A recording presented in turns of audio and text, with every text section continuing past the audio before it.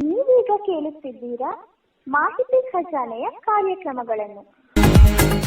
ಸ್ಪರ್ಧಾ ಸಿಂಚನ ಸ್ಪರ್ಧಾತ್ಮಕ ಪರೀಕ್ಷೆಗಳ ವಿವಿಧ ಮಾಹಿತಿಗಳು ಮಾಹಿತಿ ಖಜಾನೆಯಲ್ಲಿ ಕೇಳಿ. ಸ್ಪರ್ಧಾ ಸಿಂಚನ ಸ್ಪರ್ಧಾತ್ಮಕ ಪರೀಕ್ಷೆಗಳ ತಯಾರಿ ಹಾಗೂ ಇನ್ನಿತರೆ ಮಾಹಿತಿಗಳು.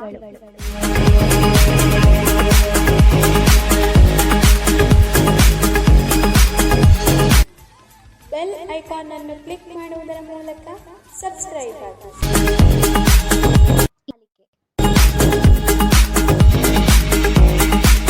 ಮಾಹಿತಿ ಖಜಾನೆಗೆ ಸ್ವಾಗತ. ದಯವಿಟ್ಟು ನಮ್ಮ ಚಾನೆಲ್ಗೆ ಚಂದಾದಾರರಾಗಿ ಮತ್ತು ನಮ್ಮನ್ನ ಬೆಂಬಲಿಸಿ. ಧನ್ಯವಾದಗಳು. ಆತ್ಮೀಯ ಕೇಳುಗರೆ, ತಮ್ಮೆಲ್ಲರಿಗೂ ಕೂಡ ಸ್ಪರ್ಧಾತ್ಮಕ ಪರೀಕ್ಷೆಗಳ ತಯಾರಿ ಸ್ಪರ್ಧಾ ಸಿಂಚನ ಕಾರ್ಯಕ್ರಮಕ್ಕೆ ಪ್ರೀತಿಯ ಸ್ವಾಗತ, ಸುಸ್ವಾಗತ. ಈಗಾಗಲೇ ನಾವು ಸಂವಿಧಾನದ ಬಗ್ಗೆ ಅರ್ಥ ಮಾಡ್ಕೊಳ್ತಾ ಮುಂದೆ ಸಾಗ್ತಾ ಇದ್ದೀವಿ. ಇವತ್ತು ಪ್ರಮುಖವಾಗಿ ಪ್ರಾಧಿಕಾರಗಳು, ನಾನು ಕಳೆದ ಸಂಚಿಕೆಯಲ್ಲಿ ನಿಮಗೆ ಹೇಳಿದ್ದೆ, ಅದರ ಒಂದು ಮುಖ್ಯಾಂಶವನ್ನು ನಾನು ಕಳೆದ ಸಂಚಿಕೆಯಲ್ಲಿ ತಿಳಿಸ್ತಾ ಹೋಗ್ತಾ ಇದ್ದೆ. ಅಂದರೆ ಪ್ರಮುಖವಾಗಿ ಪ್ರಾಧಿಕಾರ ಅಂದರೆ ಏನು ಅನ್ನೋದನ್ನು ಇವತ್ತು ನಾವು ಅರ್ಥ ಮಾಡ್ಕೊಳ್ತಾ ಹೋಗೋಣ. ಪ್ರಾಧಿಕಾರಗಳು ಅಂದರೆ ಯಾವ್ಯಾವು ಅನ್ನೋದನ್ನು ನಿಮಗೆ ವಿವರವಾಗಿ ತಿಳಿಸ್ತಕ್ಕಂಥ ಪ್ರಯತ್ನವನ್ನು ಮಾಡ್ತೀನಿ. ನೀವು ಈ ಸಂಚಿಕೆಯನ್ನು ಸಂಪೂರ್ಣವಾಗಿ ಕೇಳಿದ್ರೆ ಮಾತ್ರ ನಿಮಗೆ ಪೂರ್ತಿ ವಿಷಯ ಅರ್ಥ ಆಗುತ್ತೆ, ಇಲ್ಲಾಂದರೆ ಏನೂ ಕೂಡ ಅರ್ಥ ಆಗಲ್ಲ. ಇನ್ನೂ ಯಾರು ಸಬ್ಸ್ಕ್ರೈಬ್ ಮಾಡದೇ ನೋಡ್ತಾ ಇದ್ದರೆ ಈ ಕೂಡಲೇ ಸಬ್ಸ್ಕ್ರೈಬ್ ಮಾಡ್ಕೊಳ್ಳಿ ಅಂತ ಹೇಳ್ತಾ ಈ ಕಾರ್ಯಕ್ರಮವನ್ನು ಪ್ರಾರಂಭ ಮಾಡ್ತಾ ಇದ್ದೆ. ಪ್ರಮುಖವಾಗಿ ಭಾರತೀಯ ಸಂವಿಧಾನ ಅಂತಕ್ಕಂಥದ್ದು ಒಂದು ದಾಖಲೆಯಲ್ಲ, ಇಡೀ ರಾಷ್ಟ್ರದ ಆಡಳಿತದ ಒಂದು ವ್ಯವಸ್ಥಿತ ರೂಪಾಂತರವಾಗಿದೆ. ಇದನ್ನ ಪ್ರತಿಯೊಬ್ಬರು ಕೂಡ ಗಮನಿಸ್ಕೊಳ್ಳಿ. ಯಾಕಂದ್ರೆ ಈ ಸಂವಿಧಾನ ಅಂತಕ್ಕಂಥದ್ದು ಕೆಲವರಿಗೆ ಮಾತ್ರ ಸೀಮಿತವಾಗಿಲ್ಲ. ಇದು ರಾಷ್ಟ್ರದಾದ್ಯಂತ ಪ್ರತಿಯೊಬ್ಬರು ಕೂಡ ಸಂವಿಧಾನದ ಅಡಿಯಲ್ಲಿ ಬರ್ತಕ್ಕಂತಹ ಕಾನೂನುಗಳು, ನಿಯಮಗಳು ಇವೆಲ್ಲದಕ್ಕೂ ಕೂಡ ಬದ್ಧರಾಗಿರಬೇಕಾಗತ್ತೆ. ಪ್ರಮುಖವಾಗಿ ಇವುಗಳು ನೈತಿಕವಾದಂತಹ ಮೌಲ್ಯಗಳನ್ನು ಒಳಗೊಂಡಿರ್ತವೆ. ಅಂದರೆ ಪ್ರಾಧಿಕಾರಗಳು ಇದಿಷ್ಟೇ ಅಲ್ಲದೆ ಸರ್ಕಾರಗಳ ನಡುವಿನ ಅಂಗಗಳೇನಿದ್ದಾವೆ ಆ ಅಂಗಗಳು ಸರಿಯಾದ ರೀತಿಯಲ್ಲಿ ಕಾರ್ಯನಿರ್ವಹಿಸೋದಕ್ಕೆ ಇದು ದಿಕ್ಸೂಚಿಯನ್ನು ನಿರ್ಮಾಣ ಮಾಡುತ್ತೆ. ಇದನ್ನು ಗಮನಿಸ್ಕೊಳ್ಳಿ. ಇನ್ನು ಸಂವಿಧಾನದ ಪ್ರಾಧಿಕಾರಗಳು ಅಂದರೆ ಏನು ಅಂತ ನೀವು ಅರ್ಥ ಮಾಡ್ಕೋಬೇಕು. ಮೊದಲಿಗೆ ಅದು ಸಂವಿಧಾನದ ವಿಧಿಯ ಅಡಿಯಲ್ಲಿ ಸ್ಥಾಪಿಸಲ್ಪಟ್ಟ ಸಂಸ್ಥೆಗಳು. ಇದನ್ನ ಗಮನಿಸಿಕೊಳ್ಳಿ. ಸಂವಿಧಾನದ ವಿಧಿಯ ಅಡಿಯಲ್ಲಿ ಸ್ಥಾಪಿಸಲ್ಪಟ್ಟಂತಹ ಸಂಸ್ಥೆಗಳೇನಿರ್ತವೆ ಅವುಗಳನ್ನ ಸಂವಿಧಾನದ ಪ್ರಾಧಿಕಾರಗಳು ಅಂತ ನಾವು ಗುರುತಿಸ್ತೇವೆ.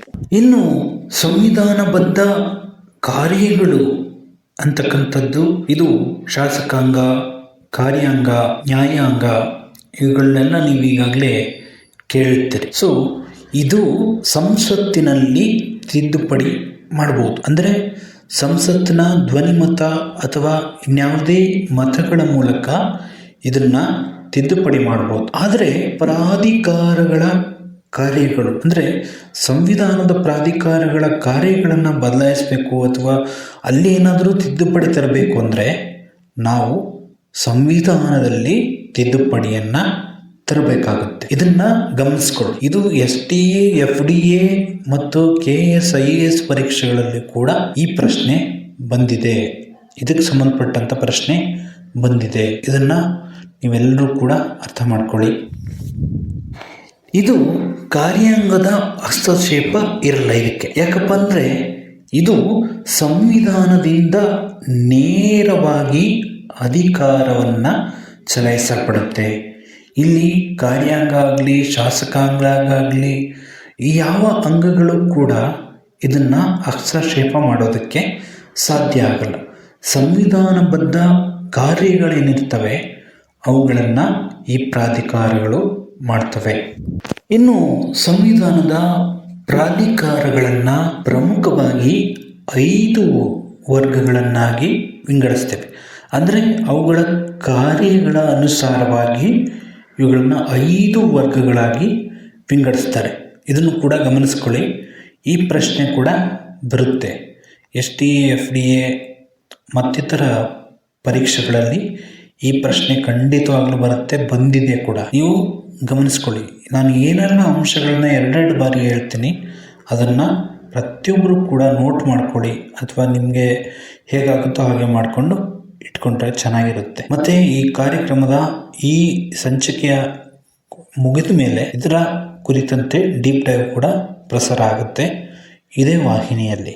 ಗಮನಿಸ್ಕೊಳ್ಳಿ. ಡೀಪ್ ಡೈವಲ್ಲಿ ಏನೇನು ಮುಖ್ಯಾಂಶಗಳಿರುತ್ತೆ ಅವುಗಳ ಬಗ್ಗೆ ನಮ್ಮ ಜೆಮಿನೈ ಗೂಗಲ್ ತಂತ್ರಾಂಶ ನಿಮಗೆ ಮಾಹಿತಿಯನ್ನು ಕೊಡುತ್ತೆ.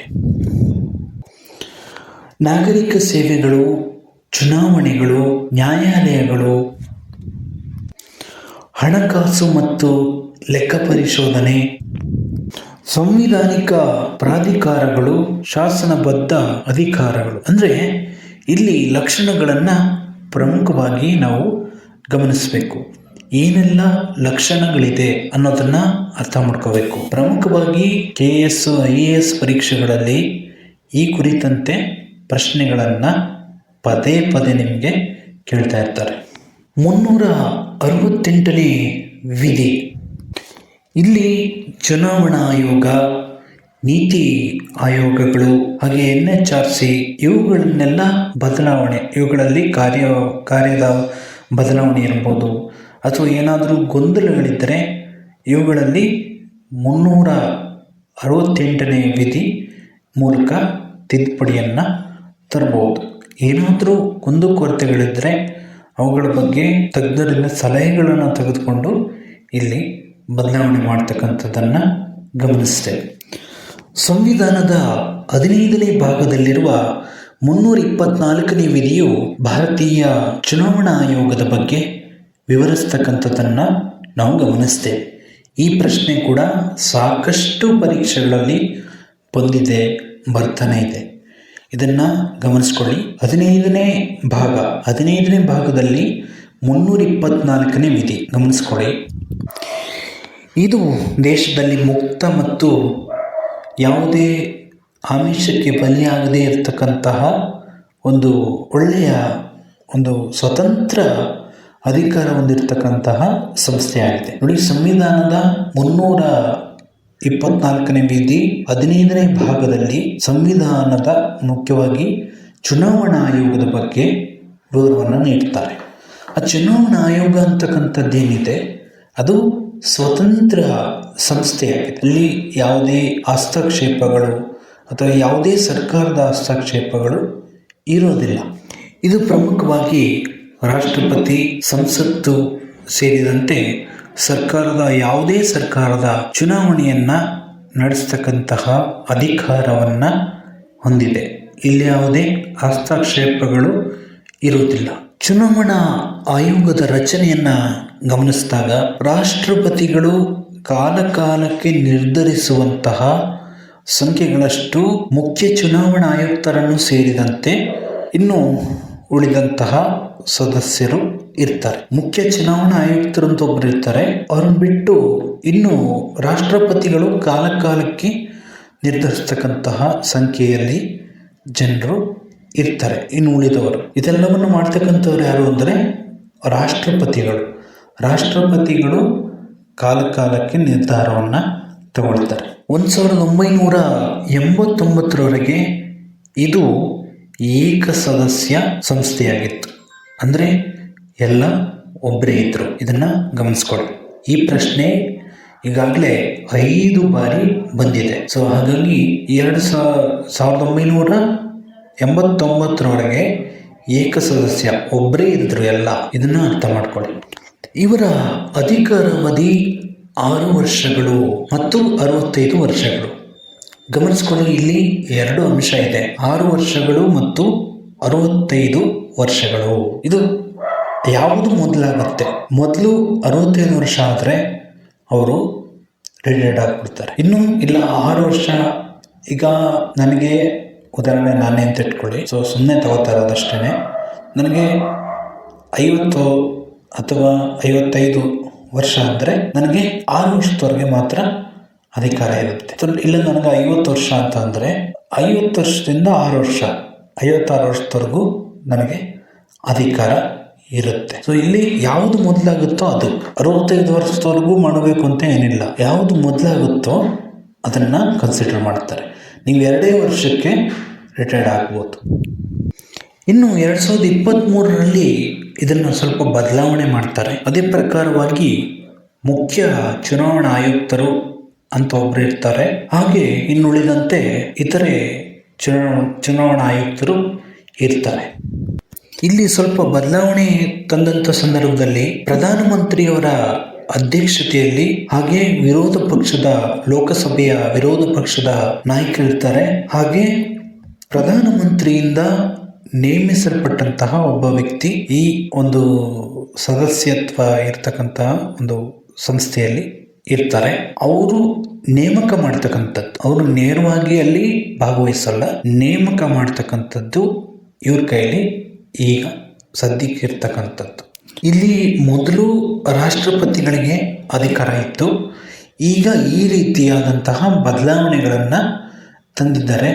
ಮುಖ್ಯವಾಗಿ ಇಲ್ಲಿ ಗಮನಿಸಬೇಕಾದಂಥ ಅಂಶ ಏನಂದರೆ, ಕೇಂದ್ರ ಸರ್ಕಾರದಲ್ಲಿ ಕಾರ್ಯದರ್ಶಿಗಳಾಗಿರ್ತಕ್ಕಂಥವರಿಗೆ ಮೊದಲ ಆದ್ಯತೆಯನ್ನು ಇಲ್ಲಿ ನೀಡ್ತಾರೆ.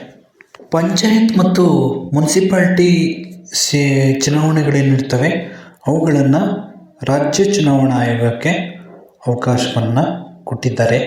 ಹಾಗೆ ಅನೇಕ ಕಾರ್ಯಗಳನ್ನು ಚುನಾವಣಾ ಆಯೋಗ ಮಾಡುತ್ತೆ. ನಿಮಗೆ ಗೊತ್ತಿದೆ, ಈಗಾಗಲೇ ಸಾಕಷ್ಟು ವಿಷಯಗಳನ್ನು ಇದೇ ವಾಹಿನಿಯಲ್ಲಿ ಪ್ರಸಾರ ಮಾಡಲಾಗಿದೆ. ಹಾಗಾಗಿ ಇದರ ಬಗ್ಗೆ ನಾನು ಹೆಚ್ಚು ಏನು ಹೇಳೋಕ್ಕೋಗಲ್ಲ.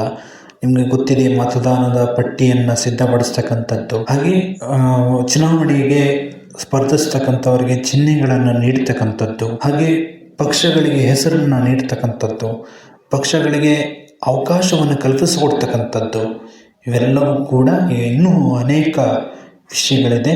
ಅವುಗಳನ್ನು ಬೇಕಾದರೆ ಮುಂದಿನ ಸಂಚಿಕೆಯಲ್ಲಿ ಚುನಾವಣಾ ಆಯೋಗ ಅಂತಲೇ ಸಪ್ರೇಟಾಗಿ ಅದನ್ನು ಒಂದು ಕ್ಲಾಸನ್ನು ನಿಮಗೆ ಮಾಡಿಕೊಡುವಂಥ ಪ್ರಯತ್ನವನ್ನು ಮಾಡ್ತೀನಿ. ಭಾರತದ ನಿಯಂತ್ರಕರು ಮತ್ತು ಮಹಾಲೆಕ್ಕಪಾಲರು ಇವರ ಬಗ್ಗೆ ಅಂದರೆ CAG ಅಂತಾರೆ. ಇವ್ರ ಬಗ್ಗೆ ಒಂದಿಷ್ಟು ಮಾಹಿತಿಯನ್ನು ತಿಳ್ಕೊಳ್ಳೋಣ. ಇದು ಕೂಡ ಒಂದು ಪ್ರಾಧಿಕಾರ CAG ಅಂತ. ಇವರ ಒಂದು ಕಾರ್ಯಾವಧಿ ಪ್ರಮುಖವಾಗಿ ಸಂವಿಧಾನದ 148ರಿಂದ 151ನೇ ವಿಧಿಯವರೆಗೆ CAGಯ ಬಗ್ಗೆ ವಿವರಣೆಯನ್ನು ನೀಡಲಾಗಿದೆ. CAGಯ ಕಾರ್ಯಗಳು ಹಾಗೆ ಅವರು ಮಾಡ್ತಕ್ಕಂತಹ ಪ್ರಮುಖ ವಿಷಯಗಳ ಬಗ್ಗೆ ಇಲ್ಲಿ ಬೆಳಕು ಚೆಲ್ಲಲಾಗಿದೆ. ಇವರನ್ನು ಸಾರ್ವಜನಿಕ ಹಣಕಾಸಿನ ರಕ್ಷಕ ಅಥವಾ ಕಾವಲು ನಾಯಿ ಅಂತ ಕರೀತಾರೆ. ಸೊ ಸ್ನೇಹಿತರೆ, ಇರೋ ವಿಷಯನ ನಾನು ಹೇಳ್ತಾ ಇದ್ದೀನಿ ಅಷ್ಟೇ, ಬೇರೆ ಯಾರನ್ನೂ ಕೂಡ ಇಲ್ಲಿ ಹೀಯಾಳಿಸ್ತಕ್ಕಂಥದ್ದು ಸನ್ನಿವೇಶ ಇಲ್ಲ. ಇವರು ಹಣಕಾಸಿನ ಶಿಸ್ತುಬದ್ಧ ನಿಯಮವನ್ನು ರೂಪಿಸೋರಾಗಿರ್ತಾರೆ. ಇವ್ರನ್ನ ತೆಗೆದುಹಾಕಬೇಕು ಅಂದರೆ ಸುಪ್ರೀಂ ಕೋರ್ಟ್ನ ಮುಖ್ಯ ನ್ಯಾಯಮೂರ್ತಿಯನ್ನು ತೆಗೆಯೋ ಥರನೇ ಇದು ಸಂಸತ್ತಿನ ವಿಶೇಷ ಬಹುಮತ ಬೇಕಾಗುತ್ತೆ. ಬಹುಮತ ಇಲ್ಲ ಅಂದರೆ ಅವ್ರನ್ನ ತೆಗೆಯೋಕ್ಕಾಗಲ್ಲ. ಯಾರನ್ನ ಅಂದರೆ CAG ಮಹಾಲೆಕ್ಕಪಾಲಕರು. CAG ಅವರಿಗೆ ವೇತನ ಮತ್ತು ಸಂಬಂಧಪಟ್ಟಂತೆ 2ನೇ ಅನುಸೂಚಿಯಲ್ಲಿ ವಿವರಣೆಯನ್ನು ನೀಡಲಾಗಿದೆ. ಇದನ್ನು ಅವರ ಅನುಕೂಲಕ್ಕೆ ತಕ್ಕಂತೆ ಬದಲಾಯಿಸಿಕೊಳ್ಳುವಂತಿಲ್ಲ, ಇದನ್ನು ಗಮನಿಸ್ಕೊಳ್ಳಿ. ಹಾಗೆ ಅವರ ನಿವೃತ್ತಿಯ ನಂತರ ಅವರು ಕೇಂದ್ರ ಅಥವಾ ರಾಜ್ಯ ಸರ್ಕಾರದ ಲಾಭದಾಯಕ ಹುದ್ದೆಯನ್ನು ಅಲಂಕರಿಸುವಾಗಿಲ್ಲ. ಈ ಪ್ರಶ್ನೆ ಕೂಡ ಸಾಕಷ್ಟು ಬಾರಿ ಬಂದಿರತಕ್ಕಂಥದ್ದನ್ನು ಗಮನಿಸ್ತೇವೆ. ಸೊ CAG ಅವರು ಯಾವ ಹುದ್ದೆಗಳನ್ನು ಯಾವ ಸಮಯದಲ್ಲಿ ಅಲಂಕರಿಸುವಂತಿಲ್ಲ ಅಥವಾ CAG ಅವರು ಏನನ್ನು ಅಲಂಕರಿಸುವಂತಿಲ್ಲ ಅಂತ ನಿಮ್ಮನ್ನು ಕನ್ಫ್ಯೂಸ್ ಮಾಡ್ತಕ್ಕಂಥ ಸಾಧ್ಯತೆಗಳು ಹೆಚ್ಚಾಗಿದೆ. ಸೊ ಹಾಗಾಗಿ ಈ ವಿಷಯವನ್ನೆಲ್ಲ ನೀವು ಅರ್ಥ ಮಾಡ್ಕೋಬೇಕು. CAG ಅವರು ಪ್ರಮುಖವಾಗಿ 3 ವಿಧದ ಲೆಕ್ಕ ಪರಿಶೋಧನೆಯನ್ನು ಮಾಡ್ತಾರೆ. ಅವು ಯಾವ್ಯಾವು ಅಂತ ನೋಡೋಣ. ಮೊದಲನೇದು ಹಣಕಾಸು ಆಡಿಟ್, ಫೈನಾನ್ಷಿಯಲ್ ಆಡಿಟ್ ಅಂತ ಹೇಳ್ತಾರೆ ಇದಕ್ಕೆ. ಅನುಸಂಧಾನ ಆಡಿಟ್. ಇನ್ನು 3ನೇದು ಕಾರ್ಯಕ್ಷಮತೆ ಆಡಿಟ್. ಪ್ರಮುಖವಾಗಿ ಮೊದಲನೇದು ಸರ್ಕಾರದ ಲೆಕ್ಕಾಚಾರಗಳು ಸರಿಯಾಗಿದೆ ಅಂತ ಪರಿಶೀಲನೆ ಮಾಡ್ತಕ್ಕಂಥದ್ದು ಇವರ ಜವಾಬ್ದಾರಿಯಾಗಿರುತ್ತೆ. ಇನ್ನು ಎರಡನೇದು, ಕಾನೂನಾತ್ಮಕವಾಗಿ ಎಲ್ಲ ಹಣಕಾಸು ವ್ಯವಸ್ಥೆಗಳು ಎಲ್ಲವೂ ಕೂಡ ಸರಿಯಾಗಿ ಅವರವ್ರಿಗೆ ತಲುಪ್ತಾ ಇದೆಯಾ, ಫಲಾನುಭವಿಗಳಿಗೆ ತಲುಪ್ತಾ ಇದೆಯಾ ಅಂತಕ್ಕಂಥದ್ದನ್ನು ನೋಡ್ತಕ್ಕಂಥದ್ದು ಎರಡನೇದು ಹೇಳುತ್ತೆ. ಇನ್ನು ಕಾರ್ಯಕ್ಷಮತೆ ಅಂದರೆ ಏನಾದರೂ ಕಾರ್ಯಗಳು ನಡೀತಾ ಇದ್ದರೆ ಅದರಲ್ಲಿ ಹಣ ಎಷ್ಟು ವೆಚ್ಚ ಆಗ್ತಾ ಇದೆ ಅದರ ಬಗ್ಗೆ ವರದಿಯನ್ನು ಇವರು ಸಿದ್ಧಪಡಿಸ್ತಾರೆ. ಇನ್ನು ಹಣಕಾಸು ಆಯೋಗ. ಈ ಹಣಕಾಸು ಆಯೋಗ ಅಂತಕ್ಕಂಥದ್ದು ಸಂವಿಧಾನದ 280ನೇ ವಿಧಿಯ ಅಡಿಯಲ್ಲಿ ಸ್ಥಾಪಿತವಾದಂತಹ ಸಂಸ್ಥೆ. ಇನ್ನು ಇದರ ಕಾರ್ಯಗಳನ್ನ ನೋಡೋದಾದರೆ ಹೆಚ್ಚಾಗಿ ಏನು ಹೇಳೋದಕ್ಕೆ ಹೋಗಲ್ಲ, ಇದನ್ನು ಸಪ್ರೇಟಾಗಿ ನಿಮಗೆ ಮಾಡಿಕೊಡ್ತೀನಿ ಕ್ಲಾಸು. ಸೊ ಇಲ್ಲಿ ಪ್ರಾಧಿಕಾರಕ್ಕೆ ಏನು ಬೇಕು ಅಷ್ಟನ್ನು ಮಾತ್ರ ಹೇಳ್ತೀನಿ. ಇಲ್ಲಿ ಹಣಕಾಸು ಕೇಂದ್ರ ಮತ್ತು ರಾಜ್ಯಗಳ ಒಕ್ಕೂಟಗಳೇನಿರ್ತವೆ ಅವುಗಳ ಬೇಡಿಕೆಗೆ ಅನುಸಾರವಾಗಿ ಹಣಕಾಸಿನ ವ್ಯವಸ್ಥೆಯನ್ನು ಕಲ್ಪಿಸಿಕೊಡ್ತಕ್ಕಂಥದ್ದು ಪ್ರಮುಖವಾಗಿ ಹಣಕಾಸು ಆಯೋಗದ ಉದ್ದೇಶ. ಇದ್ರ ಬಗ್ಗೆ ಹೆಚ್ಚಿನ ಮಾಹಿತಿ ಬೇಕು ಅಂದರೆ ನೀವು ಕಮೆಂಟ್ ಮುಖಾಂತರ ತಿಳಿಸಿ. ಹಾಗೆ ನಿಮಗೆ ಈ ರೀತಿ ಹಣಕಾಸು ಆಯೋಗ, ನೀತಿ ಆಯೋಗ ಇದ್ರ ಬಗ್ಗೆ ಎಲ್ಲ ಕ್ಲಾಸ್ ಬೇಕು ಅಂದರೆ ಹೆಚ್ಚು ಜನ ನೀವು ನೋಡ್ತಾ ಇದ್ದರೆ, ಕೇಳ್ತಾ ಇದ್ದರೆ ನಮಗೂ ಕೂಡ ಏನೋ ಒಂದು ತಿಳಿಸ್ಬೇಕು ಅಂತ ಆಸಕ್ತಿ ಬರುತ್ತೆ. ಸೊ ಹಾಗಾಗಿ ನಿರೀಕ್ಷಿಸ್ತಾ ಇರ್ತೀನಿ ಅಂತ ಹೇಳ್ತಾ ಮುಂದೆ ಸಾಗ್ತಾ ಇದ್ದೀನಿ. ಇನ್ನು ಸಾರ್ವಜನಿಕ ಸೇವಾ ಆಯೋಗಗಳು UPSC ಮತ್ತು SPSC ಅಂತಕ್ಕಂಥದ್ದು, ಅದ್ರ ಬಗ್ಗೆ ಸ್ವಲ್ಪ ನೋಡೋಣ. ಸಂವಿಧಾನದ 15ನೇ ಭಾಗದಲ್ಲಿ ಇದು ಪ್ರಮುಖವಾಗಿ, ಕ್ಷಮಿಸಿ ಸ್ನೇಹಿತರೆ, ಸಂವಿಧಾನದ 14ನೇ ಭಾಗದಲ್ಲಿ 315ನೇ ವಿಧಿಯಿಂದ 373ನೇ ವಿಧಿಯವರೆಗೆ SPSC ಮತ್ತು UPSC ಬಗ್ಗೆ ವಿವರಣೆಯನ್ನು ನೀಡಲಾಗಿದೆ. ಸಂವಿಧಾನದ 14ನೇ ಭಾಗ 315ರಿಂದ 323ನೇ ವಿಧಿಯವರೆಗೆ ಇದರ ವಿವರಣೆಯನ್ನು ನೀಡಲಾಗಿದೆ. ಇದನ್ನು ಗಮನಿಸ್ಕೊಳ್ಳಿ, ಇದನ್ನು ಕೂಡ ನೋಟ್ ಮಾಡ್ಕೊಳ್ಳಿ, ನೆನಪಿಟ್ಕೊಳ್ಳಿ. ಇದರ ಬಗ್ಗೆಯೂ ಕೂಡ ಸಾಕಷ್ಟು ಪ್ರಶ್ನೆಗಳು ಕೇಳಿ ಬಂದಿವೆ. ಇನ್ನು ಕಾನೂನು ಸಲಹಾ ಸಮಿತಿಗಳು ಅಂತ ಇರ್ತಾರೆ, ಅಲ್ಲಿ ಉನ್ನತ ಮಟ್ಟದ ಅಧಿಕಾರಿಗಳು ಇರ್ತಾರೆ. ಅವರಲ್ಲಿ ಪ್ರಮುಖವಾದವ್ರ ಬಗ್ಗೆ ಒಂದಿಷ್ಟು ಮಾಹಿತಿಯನ್ನು ನೋಡೋಣ. ನಿಮಗೆ UPSC KPSC ಬಗ್ಗೆ ಈಗಾಗಲೇ ಗೊತ್ತಿದೆ. UPSC ಅಂದರೆ ಕೇಂದ್ರ ಸರ್ಕಾರದ ಸಂಬಂಧಪಟ್ಟಂತೆ ಸೆಂಟ್ರಲಲ್ಲಿ ಏನು ಪರೀಕ್ಷೆಗಳಿರ್ತವೆ ಅವನ್ನ ನಡೆಸ್ತಕ್ಕಂಥದ್ದು. KPSC ಅಂದರೆ ಕರ್ನಾಟಕದಲ್ಲಿ ಪರೀಕ್ಷೆಯನ್ನು ನಡೆಸ್ತಕ್ಕಂಥದ್ದು. ಈಗ KEನವರು ಅದನ್ನು ನಡೆಸ್ತಾ ಇದ್ದಾರೆ, ನಿಮ್ಮೆಲ್ಲರಿಗೂ ಕೂಡ ಗೊತ್ತಿದೆ. ಮೊದಲನೆಯವರು ಭಾರತದ ಅಟಾರ್ನಿ ಜನರಲ್. ಆರ್ಟಿಕಲ್ 76 ಆರ್ಟಿಕಲ್ 76 ಹೇಳುತ್ತೆ, ಇವರು ಪ್ರಮುಖವಾಗಿ ಭಾರತ ಸರ್ಕಾರ ಅಂದರೆ ಕೇಂದ್ರ ಸರ್ಕಾರದ ಕಾನೂನು ಸಲಹೆಗಾರರಾಗಿರ್ತಾರೆ. ಇವರು ಸುಪ್ರೀಂ ಕೋರ್ಟ್ನಿಂದ ಅಂದರೆ ರಾಷ್ಟ್ರಪತಿಗಳು ನೇಮಿಸ್ತಾರೆ ಇವರನ್ನ. ಸುಪ್ರೀಂ ಕೋರ್ಟ್ನ ಮುಖ್ಯ ನ್ಯಾಯಮೂರ್ತಿಯಾಗುವಂತಹ ಅರ್ಹತೆಯನ್ನು ಇವರು ಹೊಂದಿರ್ತಾರೆ. ನ್ಯಾಯಮೂರ್ತಿ ಆಗ್ತಕ್ಕಂಥ ಅರ್ಹತೆಯನ್ನು ಕೂಡ ಇವರು ಹೊಂದಿರ್ತಾರೆ. ಇವರು ಸಂಸತ್ತಲ್ಲಿ ಭಾಗವಹಿಸುವಂತಹ ಹಕ್ಕನ್ನು ಹೊಂದಿರ್ತಾರೆ, ಆದರೆ ಮತ ನೀಡುವಂತಹ ಅಧಿಕಾರ ಇಲ್ಲ. ರಾಜ್ಯದ ಅಡ್ವೊಕೇಟ್ ಜನರಲ್ ಆರ್ಟಿಕಲ್ 165. ಈ ಆರ್ಟಿಕಲ್ ಸಂಖ್ಯೆಗಳನ್ನ ಪ್ರತಿಯೊಬ್ಬರು ನೆನ್ಪಿಟ್ಕೊಳ್ಳಿ, ಯಾಕಂದರೆ ಇದ್ರ ಮೇಲೇ ಸಾಕಷ್ಟು ಪ್ರಶ್ನೆಗಳು ಬರ್ತಕ್ಕಂಥದ್ದು. ಇವರನ್ನ ರಾಜ್ಯಪಾಲರು ನೇಮಕ ಮಾಡ್ತಾರೆ. ಹಾಗೆ ಹೈಕೋರ್ಟ್ನ ನ್ಯಾಯಮೂರ್ತಿ ಆಗುವಂತಹ ಅಧಿಕಾರ ಕಡ್ಡಾಯವಾಗಿ ಇರಬೇಕು, ಇವರಿಗೆ ಅರ್ಹತೆ ಅದಿದ್ದರೆ ಮಾತ್ರ ಇವರು ರಾಜ್ಯದ ಅಡ್ವೊಕೇಟ್ ಜನರಲ್ ಆಗ್ಬೋದು. ಇನ್ನು ಸಾಮಾಜಿಕ ನ್ಯಾಯ ಸೇರಿದಂತೆ ಹಲವಾರು ವಿಷಯಗಳಿಗೆ ಸಂಬಂಧಪಟ್ಟಂತೆ ಹಿಂದುಳಿದ ವರ್ಗಗಳಿಗೆ ಈ ರೀತಿ ಆಯೋಗಗಳನ್ನು ರಚಿಸಲಾಗಿದೆ. ಅವುಗಳ ಬಗ್ಗೆನೂ ಕೂಡ ಸ್ವಲ್ಪ ಮಾಹಿತಿಯನ್ನು ತಿಳ್ಕೊಳ್ಳೋಣ. ಪರಿಶಿಷ್ಟ ಜಾತಿಗಳ ರಾಷ್ಟ್ರೀಯ ಆಯೋಗ ಆರ್ಟಿಕಲ್ 338. ಇದು SC/ST ದೌರ್ಜನ್ಯಗಳ ಬಗ್ಗೆ ಒಂದು ತನಿಖೆಗಳನ್ನು ನಡೆಸ್ತದೆ. ಇನ್ನು ಪರಿಶಿಷ್ಟ ಪಂಗಡಗಳ ರಾಷ್ಟ್ರೀಯ ಆಯೋಗ ಆರ್ಟಿಕಲ್ 338A. ಇದನ್ನು 89ನೇ ತಿದ್ದುಪಡಿಯ ಮೂಲಕ ಪ್ರತ್ಯೇಕ ಮಾಡಲಾಗಿದೆ. ಇದನ್ನ ಗಮನಿಸ್ಕೊಳ್ಳಿ. 89ನೇ ತಿದ್ದುಪಡಿ ಮೂಲಕ 338A ಅಂತಕ್ಕಂಥದ್ದನ್ನು ಬದಲಾವಣೆ ಬಂದಿದೆ. ರಾಷ್ಟ್ರೀಯ ಹಿಂದುಳಿದ ವರ್ಗಗಳ ಆಯೋಗ ಆರ್ಟಿಕಲ್ 338B ಇದನ್ನು ಗಮನಿಸ್ಕೊಳ್ಳಿ. 102ನೇ ತಿದ್ದುಪಡಿ ಮೂಲಕ ಇದಕ್ಕೆ ಸಂವಿಧಾನ ಸ್ಥಾನಮಾನವನ್ನು ನೀಡಲಾಗಿದೆ. 102ನೇ ತಿದ್ದುಪಡಿ ನೆನ್ಪಿಟ್ಕೊಳ್ಳಿ. ಇನ್ನು ಭಾಷಾ ಅಲ್ಪಸಂಖ್ಯಾತರಿಗೆ ವಿಶೇಷ ಅಧಿಕಾರಿ, ಇದು ಸಂವಿಧಾನದ 7ನೇ ತಿದ್ದುಪಡಿ ಮೂಲಕ ನೇಮಕ ಮಾಡ್ತಾ ಇದ್ದಾರೆ. ಇದು ಪ್ರಮುಖವಾಗಿ ಇದು ಆರ್ಟಿಕಲ್ ನಂಬರ್ 350B ನೆನ್ಪಿಟ್ಕೊಳ್ಳಿ, 350B. ಇದುವರೆಗೆ ಸುದೀರ್ಘವಾಗಿ ಈ ಸಂಚಿಕೆಯನ್ನು ಕೇಳಿದ್ದೀರಾ ಅಂತ ಭಾವಿಸ್ತೀನಿ. ಕೇಳಿಲ್ಲ ಅಂದರೆ ಕೇಳಿ, ಸಂಪೂರ್ಣವಾಗಿ ಕೇಳಿ ಅರ್ಥ ಮಾಡ್ಕೊಳ್ಳಿ.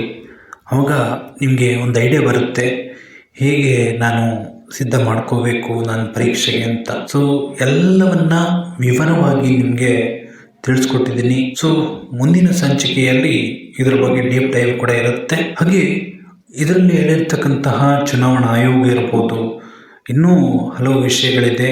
ಅವುಗಳನ್ನು ಒಂದೊಂದಾಗಿ ತಿಳ್ಕೊಳ್ತಾ ಹೋಗೋಣ. ಎಲ್ಲವನ್ನೂ ಕೂಡ ಒಟ್ಟಿಗೆ ತಿಳಿಸೋದಕ್ಕಾಗಲ್ಲ. ಅವುಗಳ ಪ್ರಶ್ನೆ ಬಂದಾಗ ಅವುಗಳ ಬಗ್ಗೆ ನಾನು ಮಾತಾಡ್ತಾ ಹೋಗ್ತೀನಿ. ಸೊ ಯಾವುದೋ ಒಂದು ವಿಷಯಕ್ಕೆ ಸಂಬಂಧಪಟ್ಟಂತೆ, ಉದಾಹರಣೆಗೆ ಹಣಕಾಸು ಆಯೋಗ ಇರ್ಬೋದು, ನೀತಿ ಆಯೋಗ ಇರ್ಬೋದು, ಇದ್ರ ಮೇಲೆ ಪರೀಕ್ಷೆಗಳಲ್ಲಿ ಅಂದರೆ SDA, FDA, KS, IAS ಸಂಬಂಧಪಟ್ಟಂತೆ ಯಾವುದಾದ್ರು ಪರೀಕ್ಷೆಗಳಲ್ಲಿ ಪ್ರಶ್ನೆಗಳು ಬಂದಿದ್ದರೆ ಅವುಗಳನ್ನು ಆಯ್ಕೆ ಮಾಡಿಕೊಂಡು ನಾನು ನಿಮಗೆ ಮಾಹಿತಿ ಕೊಡ್ತಾ ಹೋಗ್ತೀನಿ. ಸೊ ಇದುವರೆಗೆ ಆಲಿಸಿದಂತಹ ನಮ್ಮೆಲ್ಲ ಸ್ಪರ್ಧಾರ್ಥಿಗಳಿಗೆ ವಂದಿಸಿ, ನಾನು ಹೋಗೋದಕ್ಕೂ ಮುಂಚೆ ಇನ್ನು ಯಾರು ಸಬ್ಸ್ಕ್ರೈಬ್ ಮಾಡಿಕೊಂಡಿಲ್ಲ ಈ ಕೂಡಲೇ ಸಬ್ಸ್ಕ್ರೈಬ್ ಮಾಡಿಕೊಳ್ಳಿ. ಹಾಗೆ ಸಂಪೂರ್ಣವಾಗಿ ಕೇಳಿ ನಿಮ್ಮ ಆತ್ಮೀಯರೊಂದಿಗೆ ಹಂಚ್ಕೊಳ್ಳಿ ಅಂತ ಹೇಳ್ತಾ ಮತ್ತೆ ಮುಂದಿನ ಸಂಚಿಕೆಯಲ್ಲಿ ಭೇಟಿಯಾಗೋಣ ಮುಂದಿನ ವಾರ. ಜೈ ಹಿಂದ್.